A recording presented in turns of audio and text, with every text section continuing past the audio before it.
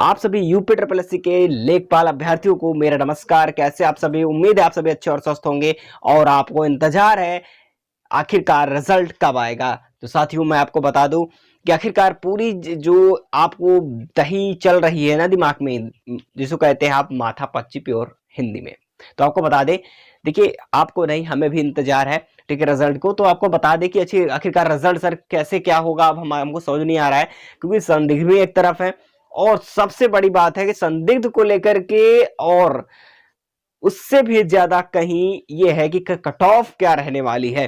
तो अब जो आपने नहीं सोचा अब वही होने वाला है, क्योंकि साथियों अब की बार कट ऑफ होगी कम।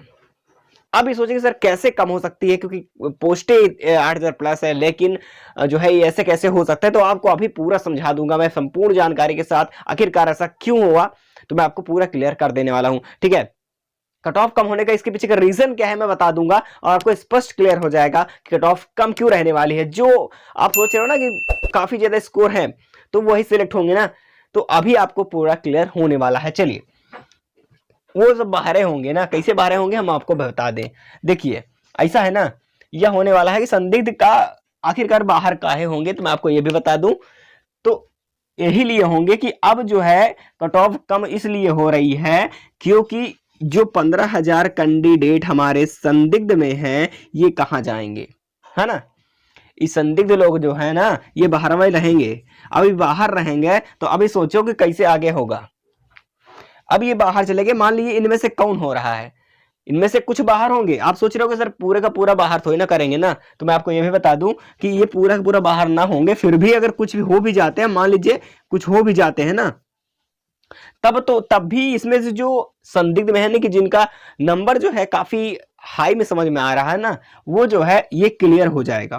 ठीक है ना, तो आपको बहुत ही ज्यादा जो परेशान होने की जरूरत नहीं है। तो अब ये यहां से बाहर हो रहे हैं, अब सोच रहे हो सब नहीं होंगे, फिर भी आप परेशान मत हो, आ रहा हूं कट ऑफ के कैटेगरी वाइज क्या कट ऑफ है ना, इस जो मैं बता रहा हूं इससे पीछे कहीं नहीं, काफी एनालिसिस किया मैं इस पे। ओके चलिए, अब ये बाहर हो रहे हैं। अब बात आती सर यही अकेले सर कब पूरा हो जाएंगे ना, पूरे नहीं होंगे ना, तो फिर भी बता पूरे इनमें से भाई संदिग्ध वो भी हैं, क्लियर कर दो, संदिग्ध इनमें से वो भी हैं जो कि पूरी मेहनत के साथ भी नंबर लाए हैं। ठीक है, उन्होंने मेहनत की है, वो अच्छा स्कोर किया है, लेकिन संदिग्ध में उनका नाम है, आखिरकार वो संदिग्ध बने हुए हैं। लेकिन आपको बता दूं कि जो सही रूप से जो जांच चल रही है उसके अनुसार बाद में क्या होगा कि जो पूर्ण रूप से मेहनत करने के बाद सब कुछ अच्छे तरीके से उन्होंने नंबर गेन किया है तो उनका कुछ नहीं होगा। ठीक है, तो आपको परेशान होने की बहुत ज्यादा जरूरत नहीं है। जो गलत तरीके से नंबर प्राप्त किए हैं वो तो बाहरवाई होंगे, तो उनको कोई दिक्कत नहीं होने वाली है ना। तो ठीक है, अब सर ठीक है, अब दूसरा कारण, एक और कारण बता दूं आप लोगों को, दूसरा कारण क्या है।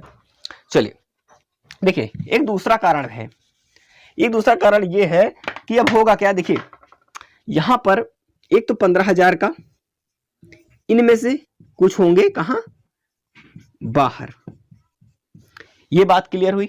चलिए आगे चलता हूं। उसके बाद दूसरी नंबर बात ये आती है, दूसरा कारण ये है हमारा यूपीएसआई।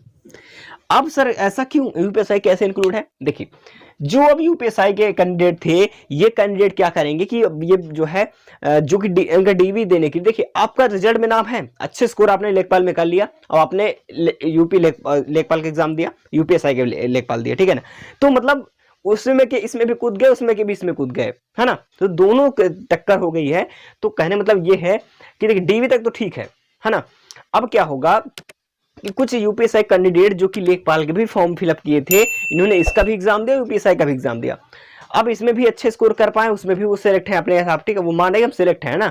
तो अब हो क्या रहा है कि ये डीवी देने इसलिए नहीं जाएंगे क्योंकि उनको पता है कि यूपीएसआई में हमारा सिलेक्शन हो जाएगा, तो ये लेखपाल का डीवी क्यों देने जाएंगे। तो यहीं पे सीटें जो है अब हो गई डाउन। तो ये तो बाहर हो गए, यहीं पे अच्छे स्कोर है फिर भी ये बाहर, मतलब ज्वाइनिंग नहीं लेंगे, क्योंकि एक आदमी दो जगह पे तो जॉब नहीं कर सकता है ना। तो अब समझ गए बात। तो कुछ कैंडिडेट यहां से चले गए और कुछ कैंडिडेट संदिग्ध में से हैं जो कि पूर्ण रूप से गलत तरीके से नंबर प्राप्त किए, वो तो गए ही वहां से। तो अब समझ में आया आपको बात कि हाँ सर ऐसे हो सकता है कि कट ऑफ कम जाने का रीजन। अच्छा ठीक है सर, अब चलिए कुछ छोड़िए सब, अब बताइए कट ऑफ क्या रहने वाली है। देखिए मैं आपको कट ऑफ क्लियर कर दूं साथियों, जर्नल आखिरकार कैसे क्या हो कितना हो सकता है। तो देखिए जनरल की कट ऑफ की बात करें तो बहुत ज्यादा ना जाते हुए साथियों बस 75 प्लस समझिएगा।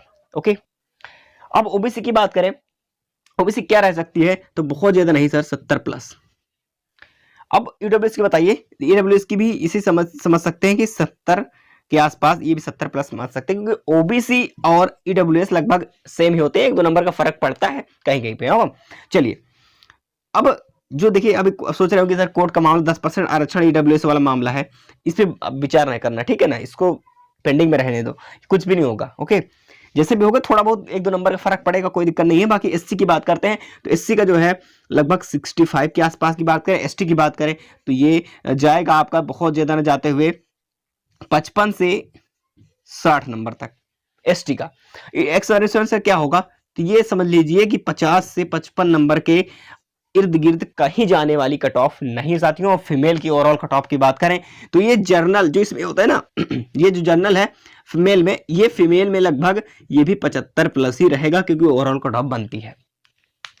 तो यही रीजन था साथियों कि अब संदिग्ध का एक तो बाहर होना है ना। अब सोचिए 15,000 के संदिग्ध में सभी थोड़ी ना संदिग्ध, आपको ऐसा मन में होगा जो भाई मेहनत करके अच्छा नंबर लाए हैं तो वो संदिग्ध में है, वो संदिग्ध घेरे में है, लेकिन वो गलत नहीं है ना, जो अच्छे मेहनत करके नंबर लाए। लेकिन जो गलत तरीके से नंबर गेन किए हैं तो उनके लिए कहीं ना कहीं जो है ये थोड़ा सा सदमा लग सकता है, क्योंकि इनका बाहर कभी ना होना यह जायज है, ठीक है, ये हो सकता है क्योंकि भाई पूरी जांच होगी इन्वेस्टिगेशन के दौरान, इनको तो बाहर किया ही जाएगा। जो अच्छे मेहनत करके नंबर लाए, चाहे वो जितना नंबर लाए हो, ठीक है, वो सिलेक्शन लेंगे, चाहे वो संदिग्ध में घेरे में हो, फिर भी उनका सिलेक्शन होगा।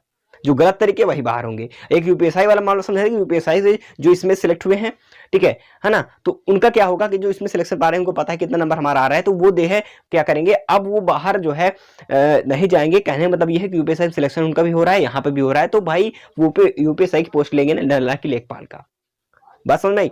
तो यही कैंडिडेट वहां पे चले जा रहे हैं, तो ये तो डीबी देंगे नहीं, तो वहीं से ये बाहर, यहाँ पे कंपटीशन है, यहाँ पे कंपटीशन है कि जब तक डीबी नहीं हो रहा, उसके बाद जो है कंपटीशन डाउन, सीटें खाली, कट ऑफ भी डाउन, तो ये मेरिट डाउन ही जाएगा। तो आपको पूरी बातें क्लियर समझ में आ चुकी होंगी साथियों।